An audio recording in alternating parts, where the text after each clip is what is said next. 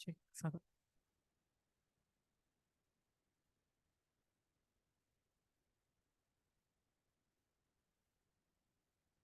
Assalamualaikum warahmatullahi wabarakatuh. Salam sejahtera untuk kita semua. Shalom, Om Swastiastu, Namo Buddhaya, Salam Kebajikan. Yang Mulia Ketua Pengadilan Tinggi Medan, Bapak Dr. Dr. Andes Haji Panusunan Harahap, Sarjana Hukum Magister Hukum. Yang Mulia Wakil Ketua Pengadilan Tinggi Medan, Bapak Dr. Herdi Agusten, Sarjana Hukum Magister Humaniora. Yang terhormat, Bapak Abdul Aziz, Sarjana Hukum Magister Hukum, Hakim Tinggi Pengadilan Tinggi Medan selaku narasumber pada hari ini. Yang terhormat, Bapak Ansyori Saifuddin, Sarjana Hukum, Hakim Ad Hoc Pengadilan Tinggi Medan selaku moderator. Yang terhormat, Hakim Tinggi dan Hakim Ad Hoc Pengadilan Tinggi Medan. Yang kami hormati, pejabat struktural dan fungsional, serta aparatur sipil negara Pengadilan Tinggi Medan yang hadir di ruangan ini. Yang kami hormati, para ketua dan wakil ketua Pengadilan Negeri, hakim tingkat pertama, pejabat struktural dan fungsional, serta seluruh aparatur peradilan sewilayah hukum Pengadilan Tinggi Medan yang saat ini menyaksikan secara daring melalui Zoom meeting. Puji serta syukur kita panjatkan kepada Tuhan Yang Maha Esa, karena atas berkat dan hidayah-Nya, kita masih diberikan kesempatan untuk berkumpul secara hybrid dalam kegiatan bimbingan teknis dan administrasi yudisial Pengadilan Tinggi Medan dan Pengadilan Negeri se-Sumatera Utara dengan topik tindak pidana hak kekayaan intelektual pada hari ini, Jumat 21 Juli 2023, bertempat di ruang sidang Chandra Pengadilan Tinggi Medan dan melalui Zoom meeting. Perkenankan saya Soci yang akan membawakan acara bimbingan teknis ini hingga akhir nanti. Senang sekali saya bisa menyapa Bapak dan Ibu secara langsung, baik yang hadir secara luring maupun secara daring. Acara ini juga selain dapat diikuti melalui Zoom meeting, juga akan ditayangkan melalui kanal YouTube Pengadilan Tinggi Medan. Baiklah, untuk mengawali rangkaian acara kita pada hari yang berbahagia ini, marilah kita menyanyikan lagu Kebangsaan Indonesia Raya dan himne Mahkamah Agung Republik Indonesia. Hadirin dimohon berdiri.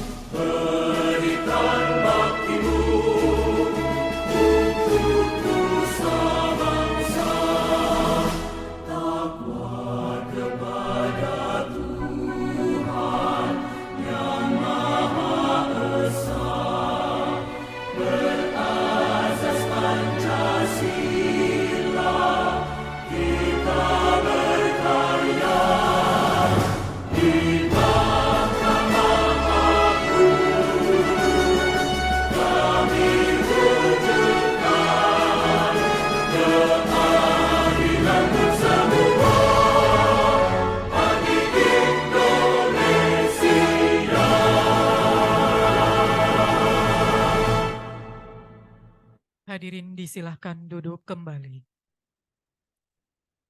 Marilah bersama kita panjatkan doa kepada Tuhan Yang Maha Kuasa, yang akan dipimpin oleh Ibu Eva Lestari Sianturi, Sarjana Hukum Magister Hukum. Disilahkan. Baik Bapak Ibu, marilah kita berdoa. Saya akan memimpin dengan cara agama Kristen. Bapak Ibu yang lain kami mohon menyesuaikan. Mari kita berdoa. Bapa kami yang ada di kerajaan surga, Bapa yang kami kenal di dalam nama Tuhan Yesus Kristus. Terima kasih buat hari ini Tuhan, Kau masih memberkati kami, Kau masih memberikan kesehatan dan berkat-Mu yang berlimpah-limpah. Tuhan, mari berkati acara ini dari awal, pertengahan hingga akhir. Mari berkati narasumber, mari berkati peserta, mari berkati semua yang bertugas pada acara ini. Supaya ilmu yang disampaikan dapat berguna buat pekerjaan kami sehari-hari dan berguna buat bangsa dan negara kami, juga buat instansi kami, Mahkamah Agung, terlebih lagi bagi Pengadilan Tinggi Medan. Terima kasih di dalam nama Tuhan Yesus Kristus kami berdoa. Amin.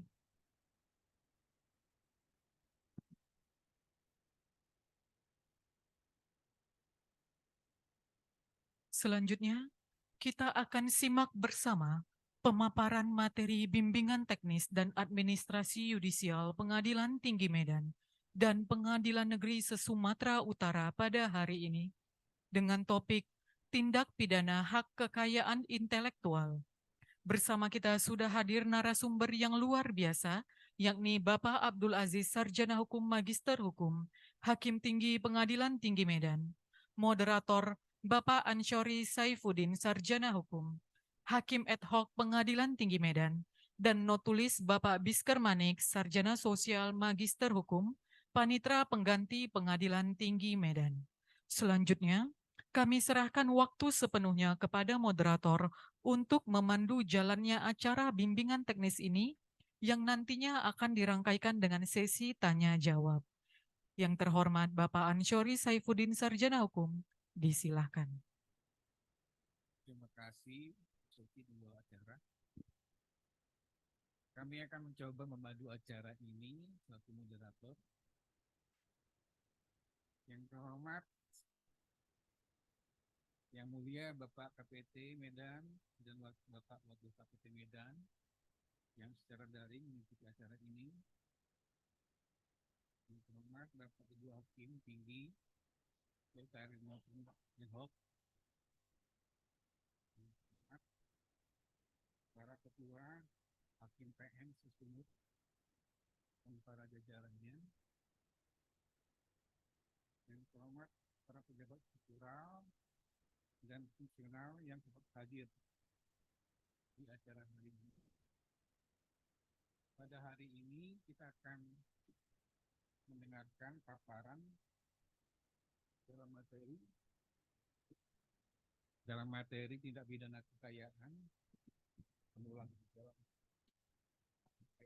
intelektual atau HAKI yang akan dibawakan oleh rekan kita Bapak Abdul Aziz, Sarjana Hukum Magister Hukum. Beliau lahir di Kisaran tanggal 26 Februari 64. Riwayat pekerjaan pertama kali Cakim di PN Pontianak, kemudian jadi hakim di Singkawang, Padang, dan juga menjadi ketua PN Rangkas Bitung, wakil PN Medan, dan terakhir sebagai hakim tinggi di PT Medan. Untuk lebih menyingkatkan waktu, kami belum mengucapkan salam ya. Assalamualaikum warahmatullahi wabarakatuh. Salam sejahtera untuk kita semua. Om Swastiastu dan salam kebajikan. Untuk mempersingkat waktu, kami persilakan kepada Bapak Abdul Aziz untuk memaparkan makalahnya dengan judul tindak pidana hak kekayaan intelektual. Silakan Pak. Terima kasih kepada Pak Ansori selaku moderator. Assalamualaikum warahmatullahi wabarakatuh. Selamat sore, salam sejahtera bagi kita semua. Yang mulia Bapak Ketua Pengadilan Tinggi Medan, Bapak Wakil Ketua Pengadilan Tinggi Medan, Bapak Ibu rekan-rekan hakim tinggi, para pejabat struktural maupun fungsional di Pengadilan Tinggi Medan, Bapak Ibu Ketua, Wakil Ketua, dan para hakim serta pejabat fungsional struktural di Pengadilan Negeri sewilayah Pengadilan Tinggi Medan. Jadi pada sore hari ini kita mengadakan bimbingan tenis di mana akan memaparkan mengenai tindak pidana hak kekayaan intelektual. Jadi oleh karena hak kekayaan intelektual ini ada beberapa jenis, yaitu mengenai hak cipta, paten, merek, rahasia dagang, desain industri, desain tata letak sirkuit terpadu, perlindungan varietas tanaman. Maka untuk sore hari ini, untuk jilid pertama, kita hanya batasi pada hak cipta dan merek. Karena tadi waktu kita pun terbatas, nggak bisa semuanya kita laksanakan. Jadi oleh karena itu untuk tahap pertama ini, kita akan membahas tindak pidana di bidang hak cipta dan merek. Pertama, hak kekayaan intelektual atau intellectual property rights merupakan benda tak berwujud hasil kegiatan intelektual daya cipta manusia yang diungkapkan dalam suatu bentuk ciptaan atau penemuan tertentu. Kegiatan intelektual daya cipta terdapat dalam bidang ilmu pengetahuan, seni, teknologi, contohnya hak cipta, merek, dan paten. Hak yang diperoleh pihak lain atas izin pemilik, misalnya hak untuk mengumumkan, hak untuk menggunakan pada produk tertentu, atau hak untuk menghasilkan produk tertentu, contoh lisensi. Kemudian lingkup hak kekayaan intelektual itu di Indonesia itu udah jelas tadi, itu hak cipta, hak merek, indikasi geografis, hak paten, rahasia dagang, desain industri, desain tata letak sirkuit terpadu, perlindungan varietas tanaman. Jadi untuk sore hari ini tadi sudah saya jelaskan, kita hanya mengenai yang satu hak cipta, yang kedua mengenai hak merek. Kemudian apa yang masuk dengan hak cipta tadi? Itu hak eksklusif pencipta yang timbul secara otomatis berdasarkan prinsip deklaratif. Setelah suatu ciptaan diwujudkan dalam bentuk nyata tanpa mengurangi atau membataskan sesuai dengan ketentuan peraturan perundang-undangan. Kemudian pencipta adalah orang yang secara sendiri-sendiri atau bersama-sama menghasilkan suatu ciptaan. Dan kemudian ciptaan adalah setiap hasil karya cipta, bidang ilmu pengetahuan, seni, dan sastra yang dihasilkan atas inspirasi, kemampuan pikiran, imajinasi, kecekatan, keterampilan, atau keahlian yang diekspresikan dalam bentuk nyata. Pemegang hak cipta adalah pencipta. Sebagai pemilik hak cipta, pihak yang menerima hak tersebut secara sah dari pencipta, atau pihak lain yang menerima atau dari pihak yang menerima hak tersebut secara sah. Hak terkait adalah hak yang berkait dengan hak cipta yang merupakan hak eksklusif bagi pelaku pertunjukan, produser fonogram, atau lembaga penyiaran. Prinsip deklaratif dalam hak cipta menjelaskan ketika suatu ciptaan telah lahir dari kreativitas manusia telah diwujudkan dalam bentuk nyata, maka sejak saat itu hak cipta dari pencipta telah dilindungi. Kemudian hak cipta dapat didaftarkan atau dicatatkan jika dirasakan penting bagi pencipta dan dijadikan sebagai alat bukti yang kuat di pengadilan apabila terjadi perselisihan atau klaim terhadap hak cipta tersebut. Di mana pada pasal 66 ayat 1 Undang-Undang Hak Cipta, pencatatan ciptaan dan produk hak terkait diajukan dengan permohonan secara tulis dalam bahasa Indonesia oleh pencipta, pemegang hak cipta, pemilik hak terkait, atau kuasa kepada Menteri Hukum dan HAM. Lanjut.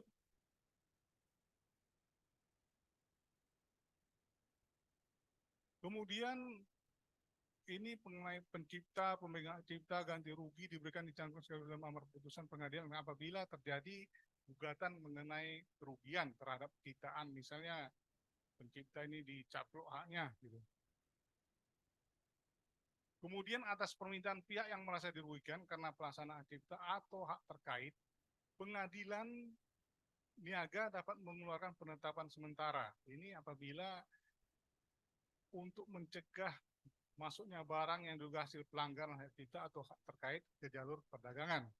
Jadi si pemegang hak cipta dia bisa mengajukan ke pengadilan untuk mengajukan keluar penetapan sementara. Di Perma nomor 5 tahun 2012 ini gunanya agar barang-barang yang akan masuk tadi itu bisa dicegah dan kemudian untuk menyita dan kemudian mengamankan serta menghentikan pelanggaran guna mencegah kerugian yang lebih besar. Jadi ini memang terkait kepada pengadilan niaga. Nanti mau lebih jelasnya Pak Yani pun tahu, Pak Yani, Bu Shirley. Jadi di sini ada penetapan sementara di Perma 5 tahun 2012 dan ada juga penangguhan sementara. Nah, ini penangguhan sementara nanti bisa dikaitkan dengan hal-hal tadi supaya untuk menghentikan pelanggaran itu untuk lebih mencegah kerugian yang lebih besar daripada misalnya orang yang punya merek, punya hak tadi itu merasa dirugikan. Kemudian mengenai permasalahan hak cipta sendiri dapat menyentuh berbagai aspek seperti aspek teknologi, industri, sosial, budaya, aspek lainnya. Namun aspek yang terpenting jika dihubungkan dengan perlindungan bagi karya intelektual adalah aspek hukum, di mana hukum diharapkan mampu mengatasi berbagai permasalahan yang timbul berkaitan dengan hak cipta tersebut. Dan hukum juga harus dapat memberikan perlindungan bagi karya intelektual sehingga mampu mengembangkan daya kreativitas masyarakat yang akhirnya bermuara pada tujuan berhasilnya perlindungan terhadap hak cipta di Indonesia. Hubungan antara pencipta lagu dengan pemakai lagu atau user dengan suatu perjanjian berupa izin oleh pencipta lagu kepada user untuk mengumumkan atau memperbanyak suatu ciptaan kepada publik melalui sarana apapun atau perjanjian lisensi hak cipta atas lagu yang umumnya disertai dengan kompensasi yang harus dibayar, yaitu royalti. Jadi ada beberapa kasus beberapa kemarin ada keberatan terhadap hasil ciptaannya dinyanyikan orang lain gitu. Jadi dia bisa minta supaya termasuk kita sering kan kalau kita kalau karaoke atau apa kan ada keberatan dari pencipta lagunya atau memang yang main TikTok itu kan ada lagu-lagu yang kita masukkan biasanya langsung di backup oleh pemilik lagu atau apa itu langsung untuk lagu itu langsung kita nggak bisa kita pakai gitu. Karena mereka untuk dibayar royaltinya dari itu. Kemudian di dalam undang-undang hak cipta tadi itu ada mengenai hal-hal yang dilindungi dan masa berlakunya perlindungan terhadap kita, yaitu ciptaan dengan hak cipta seumur hidup ditambah 70 tahun itu perlindungan itu. Kemudian perlindungan penciptaan tergantung pasal 58 ayat 1 Undang-Undang Hak Cipta berlangsung selama pencipta hidup dan akan berlangsung selama 70 tahun setelah pencipta meninggal dunia. Yang ciptaannya di antara lain itu buku, pamflet, nanti misalnya itu Pak Sahlan begitu, mengarang buku, waktu disertasinya itu berlaku 20 tahun sampai beliau meninggal dunia. Jadi buku tanpa izin beliau tidak bisa diperbanyak orang lain, karena beliau punya hak ciptanya. Kemudian ceramah, kuliah, pidato, lagu-lagu, drama musikal, tari, koreografi, dan lain-lainnya. Kemudian kita dengan hak cipta selama 50 tahun, di mana pasal 59 1 menyebutkan jenis ciptaan yang terlindung berapa selama 50 tahun. Sejak pertama kali dilakukan penemuan antara lain adalah karya fotografi, potret, karya seni fotografi, permainan video, program komputer, dan lain-lain, sebagaimana pasal 59 yang itu hak cipta. Dan kemudian cipta yang hak ciptanya berlaku selama 25 tahun.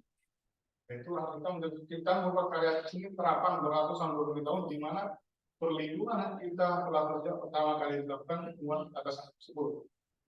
Dan kemudian cipta dan hak cipta tanpa batas waktu, yaitu khusus untuk ekspresi budaya tradisional yang dipegang oleh negara, maka perlindungan yang berlaku tanpa batas waktu. Misalnya kreator-kreator daerah gitu, itu memang tanpa batas waktu gitu. Kemudian sampai kita kepada ancaman atau sanksi pidana dari hak cipta, di mana diatur di Undang-Undang Hak Cipta pasal 112 sampai dengan pasal 119. Dan intinya dari Undang-Undang Hak Cipta itu terhadap tindak pidana dalam mencipta dalam program milik kebutuhan.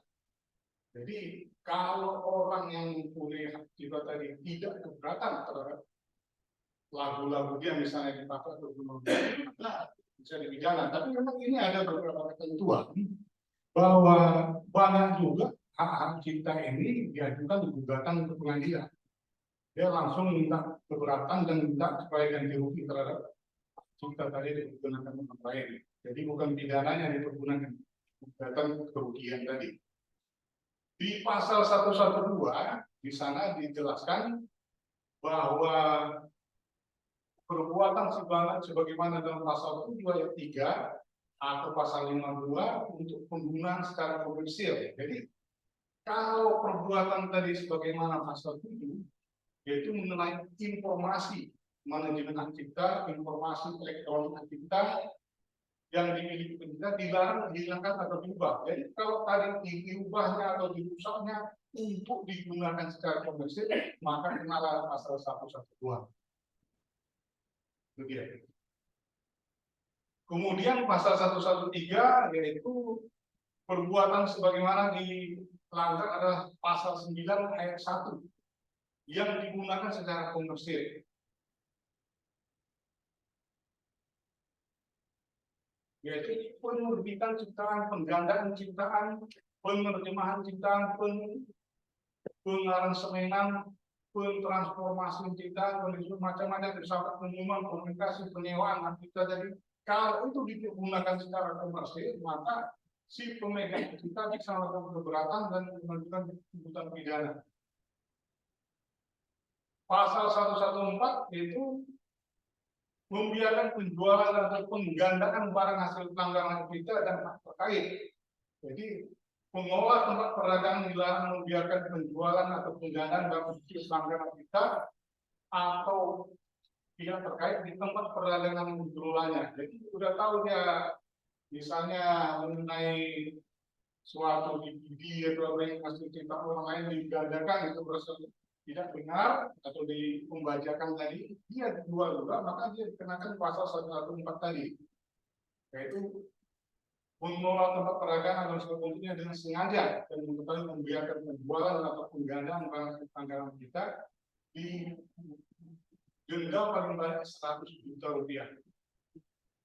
Pasal 115 setiap orang tanpa persetujuan dari orang yang dipotret atau ahli warisnya melakukan penggunaan secara komersial. Jadi kalau penggunaan secara komersial, maka yang keberatan tadi bisa melaporkan dan minta supaya yang pelaku tadi dipidana, itulah didenda 100 juta rupiah.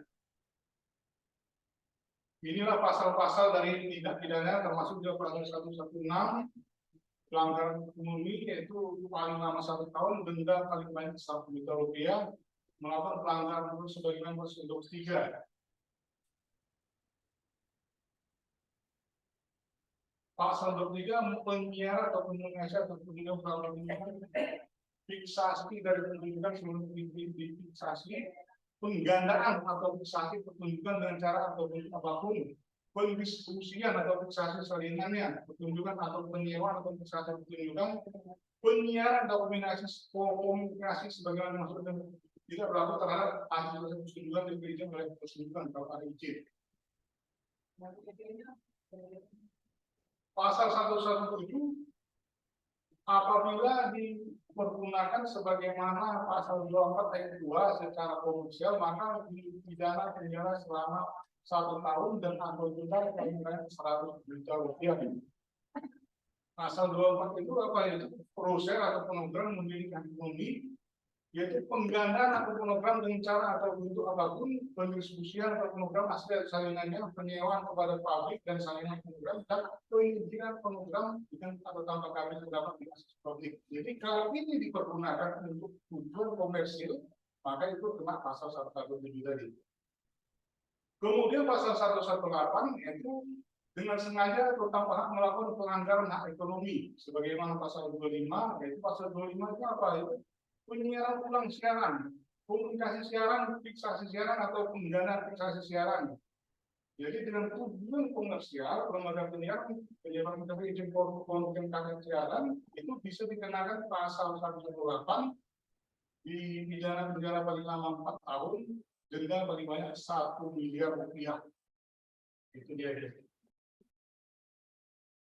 Kemudian pasal 119, setiap lembaga majalah dan kolektif untuk memiliki izin operasional dan memberi sebagaimana dimaksud pasal 88 dari itu, yaitu lembaga majalah kolektif tidak memiliki izin operasional dan memberi dimaksud pada ayat 1 dilarang menarik atau menghimpun atau mendistribusikan royalti. Jadi kalau lembaga majalah kolektif tadi tidak mempunyai izin dari menteri, dia tidak bisa untuk menarik atau menghimpun atau mendistribusikan royalti dari orang-orang yang memakai pencipta dari hak cipta tadi itu. Jadi dia nggak bisa mengukur, dia harus izin dari menteri Kominfo. Kemudian selanjutnya kita ke merek. Apa yang dimaksud dengan merek tadi itu? Merek diatur pasal Undang-Undang 20 tahun 2016. Merek adalah tanda yang dapat ditampilkan secara gratis berupa gambar, logo, nama, kata, huruf, angka, susunan warna dalam bentuk 2 dimensi dan atau 3 dimensi, suara, hologram atau kombinasi dari 2 atau lebih unsur tersebut untuk membedakan barang dan atau jasa yang diproduksi oleh orang atau badan hukum dengan dalam kegiatan perdagangan barang dan atau jasa. Merek dagang adalah merek yang digunakan pada barang yang diperdagangkan oleh seseorang atau beberapa orang secara bersama-sama atau badan hukum untuk membedakan dengan barang sejenis lainnya.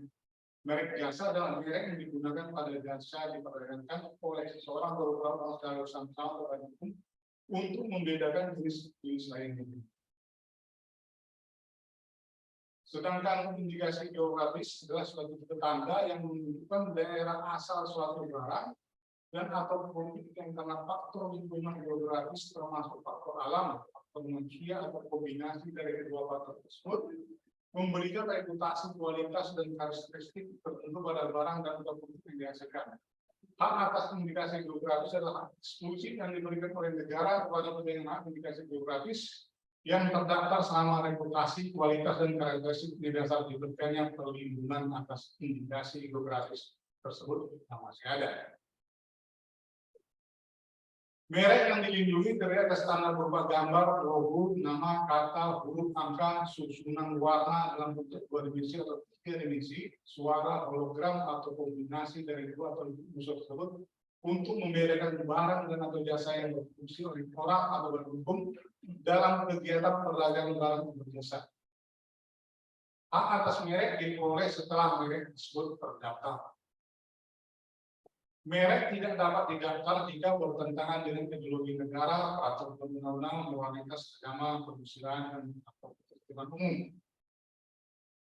Kemudian memuat unsur yang dapat mendesakan masyarakat, memuat keterangan yang tidak sesuai dengan kualitas. Jadi ada merek kadang ini 100% tidak luntur. Dibaca dari depan tidak luntur 100%. Jadi itu keterangan tidak sesuai dengan kualitas, itu tidak boleh. Tidak memiliki daya pembeda dan atau merupakan nama umum atau lambang milik umum.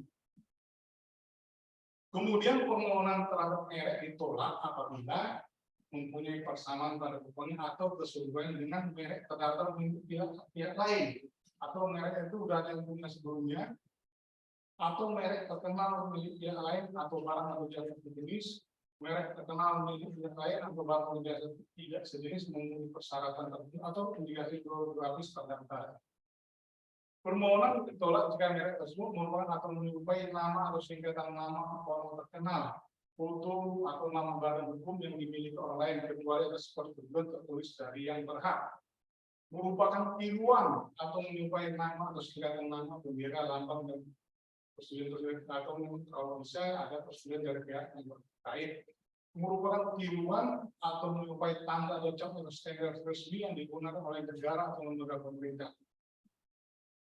Kemudian permohonan juga ditolak apabila diajukan oleh pemohon yang beretika tidak baik. Kemudian tadi sama bahwa terhadap merek ini tadi pun sama dengan cipta tadi ada diatur juga mengenai penetapan sementara bagi merek. Jadi untuk mencegah lebih banyaknya beredar di suatu negara atau di suatu tumbuhan, jadi si pihak yang merasa mempunyai merek terdaftar terlebih dahulu dari merek yang tadi yang diduga merupakan palsu, dia bisa membuat permohonan kepada pengadilan negara untuk dikeluarkan penetapan sementara supaya dicegah itu lebih banyak beredar dan kemudian supaya tidak menimbulkan kerugian yang lebih besar dari si pengguna merek tersebut. Yang kemudian pasal 100 di sini ada sanksi terhadap tindak pidana dalam perkara merek tadi, yaitu setiap orang dengan tambah menggunakan merek yang sama pada sebelumnya dengan terdaftar milik pihak lain atau barang sebagai asasi tulis dipidana dengan pidana penjara paling lama 5 tahun atau denda sebanyak 2 miliar. Bahwa kemudian menggunakan merek yang mempunyai persamaan pada pokoknya dan merek terdaftar milik lain dipenjara dengan pidana 4 tahun, denda 2 miliar. Dan apabila ketentuan tersebut yang satu mengakibatkan gangguan kesehatan dan lingkungan hidup atau kematian manusia dipidana dengan penjara paling lama 10 tahun, denda paling besar 5 miliar rupiah. Pasal 101 seorang tambah menggunakan tanda yang mempunyai persamaan pada keseluruhan dengan indikasi geografis itu dipidana penjara paling lama 4 tahun dan denda paling banyak 2 miliar rupiah. Kemudian ayat 2-nya, setiap orang yang berusia tambahan menggunakan tanda yang mempunyai persamaan pada pokoknya dengan indikasi geografis yang telah terdaftar dipidana dengan pidana penjara paling lama 4 tahun dan denda paling banyak 2 miliar rupiah. Pasal 102, setiap orang yang memperdagangkan barang atau jasa atau produk yang diketahui atau patut diduga mengetahui orang tersebut hasil tindak pidana sebagaimana pasal 100 dan 101 pidana dan penjara kurungan, pidana kurungan selama 1 tahun, denda 2 miliar. Sama juga dengan hak cipta tadi terhadap perkara pidana untuk merek ini adalah merupakan delik aduan. Jadi itu aja dulu penyampaian dari kami. Yang paling penting bahwa kita harus membedakan bahwa terhadap hak cipta merek, kalau mengajukan gugatan keberatan atau pembatalan merek tadi itu diajukan kepada pengadilan niaga. Jadi tidak bisa ke pengadilan lain, itu ke pengadilan niaga. Di pengadilan niaga ini ada 5 di Indonesia, 1 Jakarta Pusat, Semarang, Surabaya, Medan, dan Makassar. Itu aja. Tapi kalau mengenai pidananya, di pengadilan umum seluruh Indonesia bisa dengan perkara di mana terjadinya tindak pidana tadi. Tapi kalau untuk pembatalan mengenai merek tadi, mengenai kerugian, ada persamaan pada pokoknya mengenai hak cipta, jadi itu dia ke pengadilan niaga. Jadi itu aja dulu Pak. Terima kasih kepada Bapak Ibu. Silakan Bapak moderator saya sampaikan. Terima kasih Pak Ajis. Mari kita beri aplaus kepada Pak Ajis yang sudah memberikan pemaparan secara menarik. Dari pemaparan tadi yang saya catat di sini bahwasanya merek itu diajukan ke pengadilan niaga, tapi pidananya dimanapun bisa di pengadilan umum. Kemudian banyak terjadi sengketa hak cipta ini ditempuh dengan jalur gugatan, bukan dengan pidana. Kemudian pelanggaran hak cipta ini merupakan perbuatan yang terlarang sepanjang bersifat komersil. Nah, untuk lebih jelas kita akan membuka kesempatan kepada pengadilan-pengadilan negeri yang bergabung di Zoom ini untuk mengajukan pertanyaan. Kami beri kesempatan dulu mungkin kepada 3 penanya dari pengadilan negeri yang connect dengan Zoom sekarang ini. Kami persilakan. Pengadilan negeri Stabat mungkin. Halo. Oh ya. Stabat, ada yang hadir Stabat? Kemudian Bijay, pengadilan Bijay. Kami beri kesempatan. Gunung Sitoli, Ada yang hadir? Halo. Pengadilan Negeri Kebanjahe.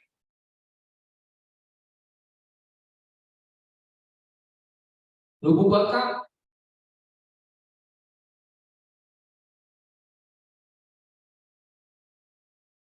Pematang Siantar pada Sidempuan.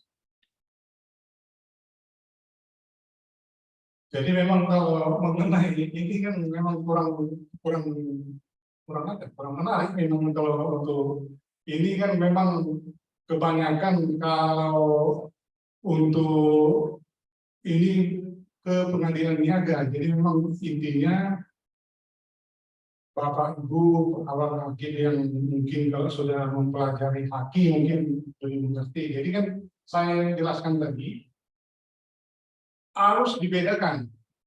Kalau menyangkut mengenai gugatan atau pembatalan terhadap merek kita tadi itu ke pengadilan niaga. Nah, itu intinya. Di mana pengadilan niaga kalau wilayah Sumatera Utara itu PN Medan. Tapi kalau pidana bisa di seluruh wilayah pengadilan umum. Ada beberapa kasus pernah di PN Rantau Prata, yaitu mengenai pelanggaran hak cipta, yaitu melakukan suatu perbuatan menjual kepada umum suatu ciptaan atau barang hasil pelanggaran hak cipta. Di mana di PN Rantau Prata diputus dengan 1 bulan 14 hari. Kemudian di tingkat banding dikuatkan, kemudian permohonannya dikasasi oleh keberatan dari penuntut umum, di mana dalam putusan tersebut bahwa Mahkamah Agung menyatakan bahwa Dude Paksi tidak salah dalam menerapkan hukum karena putusan Dude Paksi telah berdasarkan pertimbangan hukum yang benar dan terdakwa terbukti menjual barang pelanggaran hak cipta, yaitu berupa kaset DVD sebanyak 2.890 keping dengan berbagai jenis film, kaset VCD lagu-lagu 7.600 keping berbagai jenis, dan sampul plastik 500 lembar. Jadi alasan kasasi penuntut umum yang berkenaan dengan penjatuhan berat ringan pidana tidak dapat dibenarkan karena merupakan wewenang Dude Paksi. Nah itulah. Jadi dia tetap dihukum dengan pidana penjara selama 1 bulan dan 14 hari. Karena tadi itu dia memperdagangkan VCD hasil banjirkan. Nah itu dia. Itu pernah di PN Rantau Prata itu. Kemudian kalau mengenai merek ini yang menarik itu adalah pernah di PN Medan ini. Di Pengadilan Negeri Medan itu mengenai merek Pimco. Nah, yaitu di mana di tingkat pertama di PN Medan itu diputus lepas dari segala tuntutan hukum atau konstrak eksporting dalam perkara tersebut. Kemudian penuntut umum dan terdakwa sama-sama mengajukan kasasi. Namun juris berpendapat bahwa Dude Paksi tidak salah dalam menerapkan hukum sesuai hukum acara pidana yang berlaku serta tidak melampaui kewenangannya dan telah menentukan unsur-unsur dalam penuntut umum yang berkaitan dengan fakta hukum terungkap di persidangan bahwa alat bukti yang sah menurut hukum yang akhirnya berpendapat perbuatan terdakwa terbukti, tetapi bukan merupakan suatu tindak pidana. Apalagi titik berat keberatan penuntut umum dalam memenuhi kasasi adalah merek Pimco milik terdakwa mengandung bahan pemutih. Sedangkan yang menjadi objek dalam perkara aku adalah merek Pimco milik terdakwa dengan Pimco milik saksi korban. Jadi dia hanya memang ini berbeda sedikit aja, tapi mempunyai persamaan pada pokoknya, sama-sama merek pemutih tapi mereknya beda. Pimco sama Pimco. Nah itulah keberatan dia. Tapi diputus di PN Medan tadi kontra, kemudian dikuatkan oleh tingkat kasasi. Kemudian yang menarik lagi adalah putusan di Pengadilan Negeri Kebanjahe, yaitu mengenai masalah merek rokok. Di sana dinyatakan bahwa di tingkat pertama bahwa terdakwa terbukti melakukan tindak pidana dengan sengaja dan tambah hak menggunakan merek yang sama pada pokoknya dengan merek terdaftar milik pihak lain untuk barang yang sejenis yang diproduksi dan diperdagangkan. Oleh karena itu menjatuhkan pidana kepada terdakwa dengan pidana penjara 10 bulan, denda 50 juta, subsidiar pidana kurungan selama 2 bulan. Kemudian di tingkat pengadilan tinggi di PT Surabaya dikuatkan, namun di tingkat kasasi di terdakwa mengajukan kasasi tapi ditolak oleh Mahkamah Agung sehingga putusan tersebut berkekuatan hukum tetap dan dinyatakan terdakwa tetap di hukum tersebut. Jadi itulah ini mengenai masalah merek rokok gudang baru. Jadi ada persamaan pada pokoknya sama merek rokok gudang baru dan hukum punya persamaan pada pokoknya bentuk dan cara penempatan dengan merek gudang garam. Itu dia gudang garam punya yang terdaftar mereknya oleh pihak terdakwa ini membuat rokok lagi merek gudang baru. Bentuknya sama cuma mereknya beda, gudang garam sama gudang baru, tapi persamaan pada pokoknya sama. Warna merah, kemudian bentuk gambar-gambar rokoknya itu sama. Jadi oleh karena itu keberatan si pengguna merek pertama tadi laporkannya ke polisi dan ternyata benar terdakwa melakukan perbuatan memasukkan merek yang persamaan pada pokoknya. Jadi itulah beberapa hal tertentu mengenai pidana dari hak cipta dan merek tadi. Silakan dari yang kalau memang mau bertanya silakan. Silakan ada silakan Bapak.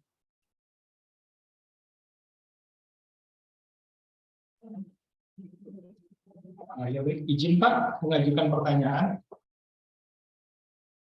Izin apakah suara kami terdengar Pak? Dengar, silakan. Terima kasih. Izin saya ingin menanyakan mengenai hak cipta, terutama terkait dengan tindak pidana yang ada pada pembebanan jaminan hak cipta. Kalau di Undang-Undang Nomor 28 Tahun 2014 disebutkan hak cipta itu ialah benda bergerak tidak berwujud, yang di ayat 3 ini disebutkan dapat dijadikan objek jaminan fidusia. Sedangkan kalau kita lihat di pasal 8 dan pasal 9 Undang-Undang Hak Cipta, terdapat hak ekonomi yang melekat pada pemberi hak cipta yang salah satunya ialah hak untuk menggandakan, untuk menyewakan, atau untuk memberikan lisensi hak cipta itu kepada pihak lain. Nah, saya ingin menanyakan terkait dengan permasalahan yang mungkin timbul apabila hak cipta itu dijadikan jaminan.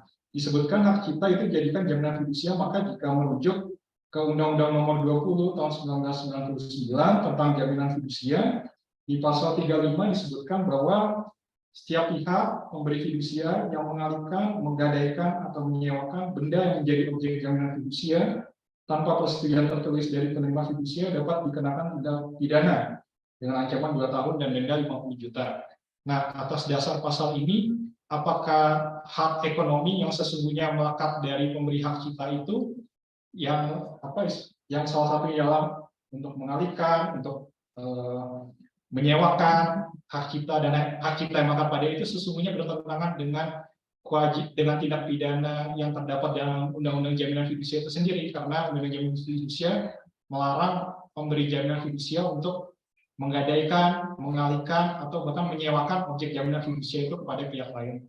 Demikian Pak, terima kasih. Ini begini, yang ditanyakan itu bahwasanya hak cipta itu kan bisa dijadikan jaminan fidusia. Nah, bagaimana penjelasannya mengenai itu?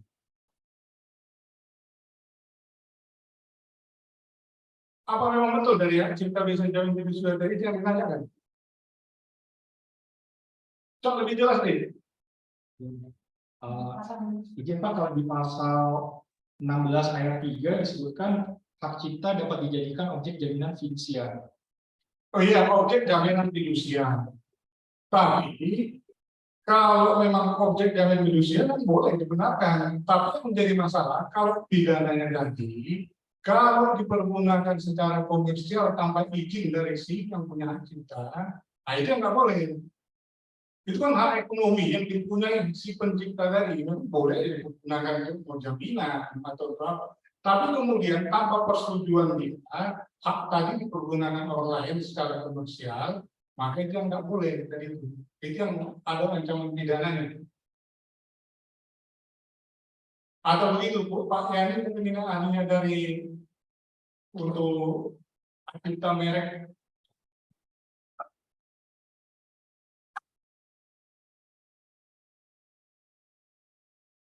Terima kasih.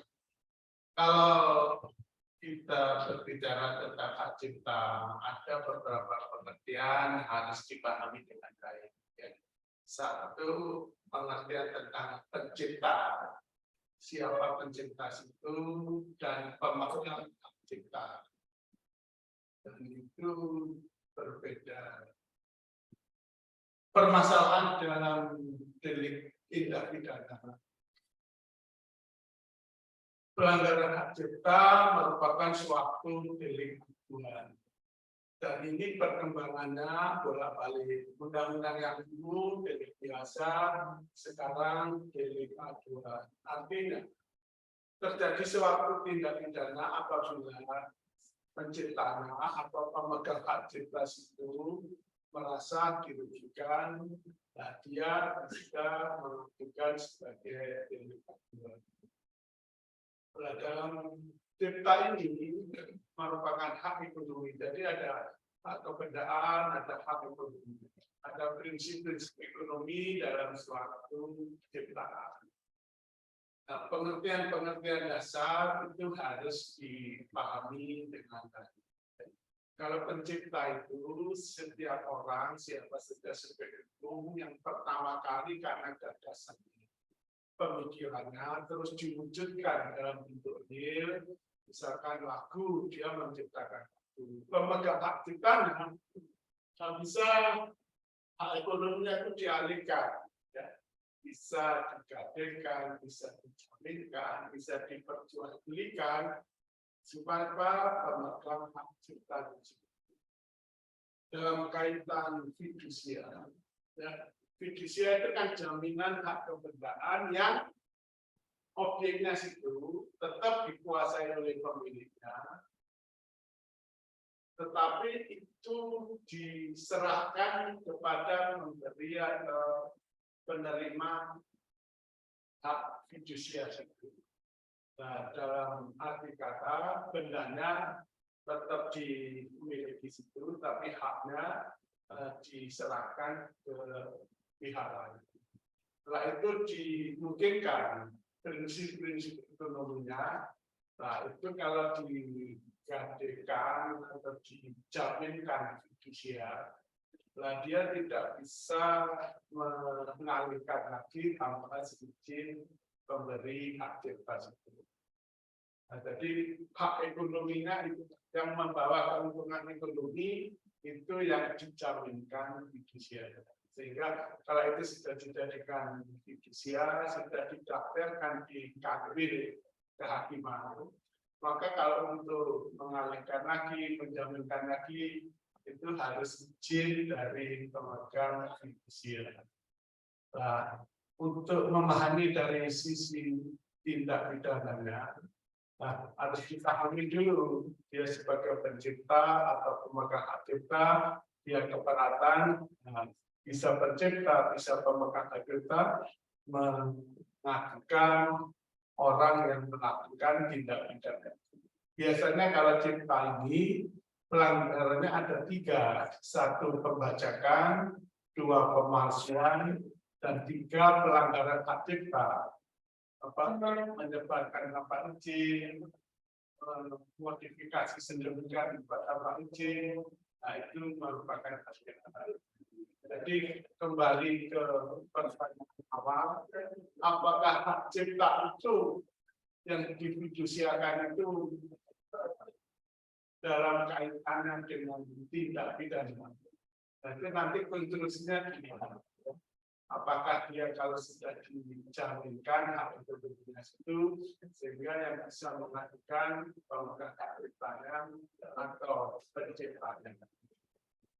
Terima kasih. Demikian tadi penjelasan dari Pak Kurnia. Bagaimana ini pertanyaan dari PNCDK, apakah sudah memuaskan penjelasan dari Pak Ajis dengan Pak Kurnia? Terima kasih Pak. Ya. Nah, oke. Apakah masih ada pertanyaan-pertanyaan dari poin-poin yang lain? Tapi silakan dari gimana? Oh, dari tebing tinggi ya, tebing tinggi. Silakan.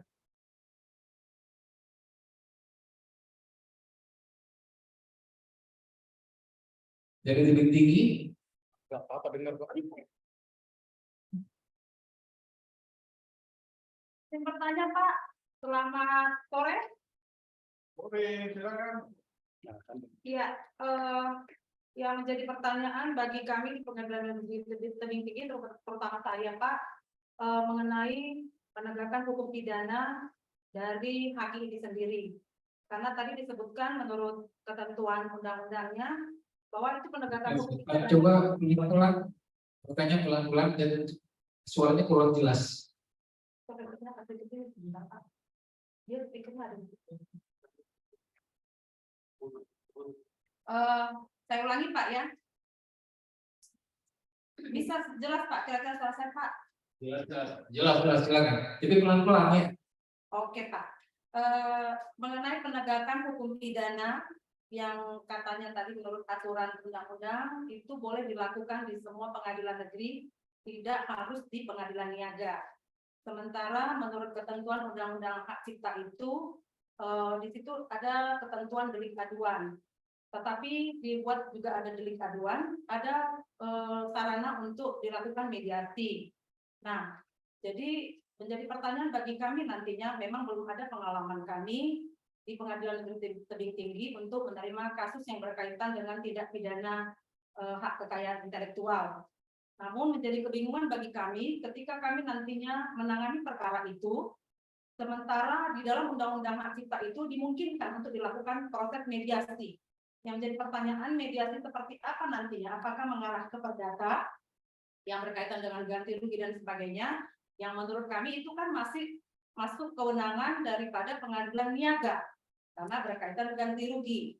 Nah, ketika kami menangani perkara pidananya, tentu kan kami akan menguraikan unsur-unsur perbuatannya yang notabene itu masuk dalam kaitannya pembuktian perbuatannya. Kemudian nanti berkaitan dengan ganti kerugiannya, kan begitu Pak, akibat daripada perbuatannya menimbulkan kerugian tentunya. Nah, kenapa dimungkinkan kepada pengadilan negeri di semua pengadilan negeri di Indonesia tidak mewajibkan pengadilan niaga yang menangani perkara tindak pidana haki itu tadi Pak? Kenapa diberikan kepada kami padahal kami tidak mendapatkan sertifikasi niaga? Itu Pak. Nanti apakah itu tidak menjadi tumpang tindih atau menjadi kesulitan bagi kami sendiri? Nanti putusan kami bisa keliru dan akhirnya bertentangan dengan perkara niaga yang diajukan terhadap perkara yang sama mengenai ganti ruginya, misalkan itu Pak. Terus mengenai arbitrase atau mediasi yang dimungkinkan dalam proses pidana itu tadi, penegakan pidana itu tadi Pak, mediasi seperti apa yang menjadi batasan tidak penegakan pidananya, apakah dia boleh masuk sampai ke wewenang niaga atau tidak itu Pak. Terima kasih Pak. Bisa langsung dijawab Pak. Terima kasih dari PN Tebing Tinggi. Jadi tadi sudah saya jelaskan bahwa mengenai tindak pidana umum, ini bedanya tindak pidana umum, maka bisa di pengadilan negeri atau peradilan umum di mana saja, di mana terjadi tindak pidana. Itu ya intinya. Kemudian apabila menyangkut mengenai perbuatan, kerugian atau pembatalan terhadap hak cipta atau merek, itu harus di pengadilan niaga. Di wilayah Sumatera Utara hanya satu di PN Medan. Kemudian apakah terjadi tumpang tindih? Nah ini tadi tumpang tindih menurut, kalau terjadi misalnya putusan di PN Niaga, ini itu mengenai kerugian atau pembatalan, misal merek tadi ternyata ada persamaan pada pokoknya, si pendaftar pertama tadi keberatan terhadap merek lain yang mirip atau persamaan pada pokoknya dengan dia punya, dia mengajukan gugatan keberatan terhadap merek tadi ke pengadilan niaga. Dan kemudian bersamaan dengan itu dia mengajukan gugatan ganti rugi. terhadap peredaran merek tadi yang punya sama dia sehingga dia meminta kerugian. Kemudian di satu kasus lain ada mengenai tadi itu yang saya contohkan mengenai merek gudang garam dengan gudang baru di mana diputus oleh Pengadilan Negeri Kepanjen terbukti bahwa si terdakwa tadi melakukan tindak pidana melakukan merek yang sama dengan gudang garam tadi yang punya merek yang terdaftar. Jadi dia keberatan, jadi dipidana dia. Jadi tidak ada dia mengenai ganti rugi atau pembatalan merek, itu hanya harus ke pengadilan niaga. Jadi saya pikir kalau menyangkut itu memang tidak bisa. Tadi mengenai mediasi kan di perdatanya itu kan. Jadi kalau pidana itu nggak perlu hakim sertifikasinya nggak ada. Kalau perdata itu harus, tapi kalau pidana tidak. Jadi hakim peradilan umum di PN tempat terjadinya tindak pidana yang dilaporkan tadi, yang diajukan tadi, bisa memeriksa tadi. Intinya ke situ. Jadi harus dibedakan. Harus pelan-pelan. Jadi apa kata Pak Yani tadi, harus dibedakan dulu apa yang dimaksud pencipta, apa dimaksud dengan hak cipta itu sendiri. Jadi harus hati-hati, termasuk juga tadi mengenai apa yang dimaksud dengan pidana dari hak cipta, pidana dari nilai, dan kemudian apa yang dimaksud dengan keperdataannya tadi mengenai gugatan atau mengenai pembatalan tadi. Jadi itu harus betul-betul dulu lah, dipilah-pilah gitu. Jadi saya pikir kalau memang mengenai hal itu nggak ada menyangkut masalah kalau memang pidananya periksa aja, kalau perdatanya ya diniaga ya. Kemudian ini kalau menyangkut yang tadi itu sama juga di PN kantor perapat kemarin itu yang tahun 2015 itu putusannya dari itu memang di sana diputus pidananya, dia mengajukan pembatalannya di Pengadilan Medan. Jadi nggak ada sangkut pautnya. Jadi hanya putus pidananya di ranah perapat, di perdataannya di Pengadilan Negeri Medan. Jadi itu yang masukan dari kami. Kalau memang ada tambahan dari Bapak Ibu rekan-rekan tinggi, silakan. Pak Yani, silakan Pak. Jadi gini Bapak Ibu ya, hak kekayaan intelektual itu mengandung dua hal. Satu ada yang dinamakan dengan hak moral. Ya, hak moral itu hak melekat pada penciptanya. Kalau dia menciptakan sesuatu, ya itu mempunyai hak moral, tidak boleh dirubah, tidak boleh tanpa izin dimodifikasi, tidak boleh di situ. Tetapi hak kekayaan intelektual itu juga mempunyai hak ekonomi. Hak ekonomi itu bisa diperdagangkan, bisa dijaminkan, bisa diperjualbelikan. Nah, dalam penegakan hukum ada sisi perdatanya, ada sisi pidananya. Kalau sisi perdatanya itu mengenai gugatan ganti kerugian karena menyangkut dia bukan pencipta misalkan, pendaftar pertama dia bukan, tetapi didaftarkan oleh orang lain. Ada sisi-sisi untuk esensi daripada hak moral itu. Atau kalau merek melanggar ketertiban umum, tidak beretikat baik dan sebagainya, tujuannya untuk membatalkan haknya. Kalau dari sisi pidananya, itu dari sisi hak ekonominya. Dia menciptakan sesuatu, terus dibaca, diperjualbelikan tanpa izin, dan sebagainya. Itu ranah pidana. Nah, pidana itu masuk di seluruh pengadilan negeri. Kalau perdatanya untuk gugat pembatalannya, nah, pembatalan itu alasannya bermacam-macam, persamaan pada pokoknya atau melanggar prinsip itikat baik. Nah, itu bedanya. Kalau dari sisi pidananya, tetapi diingat Nah, dalam undang-undang kita itu perubahan dulu delik biasa, sekarang delik aduan. Karena apa? Sesungguhnya pencipta itu misalkan hak cipta. Orang kalau belum terkenal, nah, dipakai orang lain dia makin sedih. Nah, ketika dia sudah terkenal, punya nilai ekonomi, nah dia baru dilindungi. Ya. Misalkan penyanyi dangdut dia belum terkenal, lagunya dinyanyikan di situ dia makin viral, makin senang. Nah, dia tidak. Tapi ketika makin terkenal, punya nilai ekonomi, nah, itu biasanya baru keberatan. Nah sekarang penegak hukumnya masuk ke delik aduan. Itu orang yang keberatan bisa pencipta atau pemegang hak cipta. Ya. Kalau merek bisa pemegang mereknya. Ya. Itu di situ karena itulah sisinya. Dalam kaitannya pertanyaan bagaimana ganti ruginya? Ganti rugi kan ada ganti rugi perdata dan ganti rugi pidananya. Nah itu di mediasi terserahlah pengadunya situ. Ya, tetapi dengan dibayarnya situ akan tidak menghapuskan tindak pidananya. Ya, kalau terjadi mediasi damai karena sifatnya delik aduan, kalau dia dicabut pengaduannya ya sudah itu. Ya. Kalau mediasinya ganti ruginya disepakati, dia cabut, ya dengan sendirinya pidananya hilang. Itu. Terima kasih.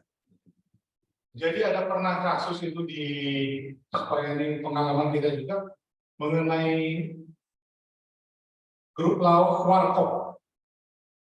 Dono Indro Kasino itu kan dia sudah memang udah merek mereka Warkop itu memang sudah melegenda. Jadi ada sekelompok grup lauk lagi, mereka membentuk lauk namanya Warkopi. Nah, Warkopi. Jadi perbedaannya hanya Warkopi dengan Warkop, tapi intinya mereka sama-sama memakai gayanya Dono Indro Kasino tadi, sehingga si kelompok Warkop Dono Kasino Indro merasa keberatan. Namun setelah beberapa saat setelah mereka pengajuan dan lapor kemudian ternyata terjadi perdamaian. Jadi perkara itu selesai. Jadi memang kalau memang mereka tidak setelah beberapa mungkin di mediasi atau bagaimana ternyata sudah terjadi perdamaian, maka dia bisa mencabut aduannya tadi itu selesai perkaranya. Ya ketentuan sebelum dibacakan tuntutan, anytime kan memang bisa dicabut pengaduannya karena delik aduannya. Kan delik aduan itu ada dua, ya. Ada delik aduan yang absolut yang tidak bisa dicabut, tapi ada delik aduan relatif yang bisa dicabut. Ya. Dalam pidana, kalau ganti kerugiannya ujungnya ganti rugi disepakati, dimediasi dan dicabut, lah boleh-boleh saja. Nah, bagaimana? Apakah bias dengan gugatan perdata? Nah itu terserah lah ya. Orang bisa dilaporkan pidananya, bisa diajukan perdatanya. Kalau di perdata itu tujuannya satu pembatalan dan ganti kerugian. Misalkan merek, dia merasa itu mereknya, dia minta pembatalan. Jadi kalau merek itu ada dua, ada pembatalan, ada penghapusan merek. Nah itu nanti akan panjang apa bedanya pembatalan, apa bedanya penghapusan. Kalau kita, karena kita strukturnya hak cipta itu ya ada hak moral, ada hak ekonomi, tapi juga hak itu ada namanya hak industrial. Hak industrial itulah yang meliputi merek, paten, kekayaan intelektual, desain industri dan sebagainya. Itu. Jadi suatu produk itu mengandung beberapa hak. Ada hak moral, ada hak industrial, dan ada hak ekonomi. Ya, misalkan kayak botol, ya, botol Coca-Cola itu dilindungi bentuknya desain industri, mereknya Coca-Cola dia ada tulisan Coca-Colanya itu merek. Nah, terus ada mungkin di situ ramuannya isinya dilindungi hak rahasia dagang. Nah, itu ada tadi suatu produk itu dilindungi beberapa hak intelektual. Mudah-mudahan bisa dimengerti. Kalau tidak puas dengan Zoom anytime, diterima datang di Pengadilan Tinggi Medan. Terima kasih. Demikian dari penjelasan pengetahuan Pak Kurnia. Apakah ada yang bertanya lagi dari pemain lain? Kami masih membuka kesempatan bagi pemain lain untuk bertanya. Masih ada? Atau dari rekan-rekan hakim tinggi yang lain ingin menambahkan? Boleh? Kalau tidak juga ya kita akhiri. Habis. Ya, demikian yang kami sampaikan kembali kepada saksi. Sebelumnya mari kasih aplaus yang meriah untuk Pak Aziz. Terima kasih. Silakan Pak.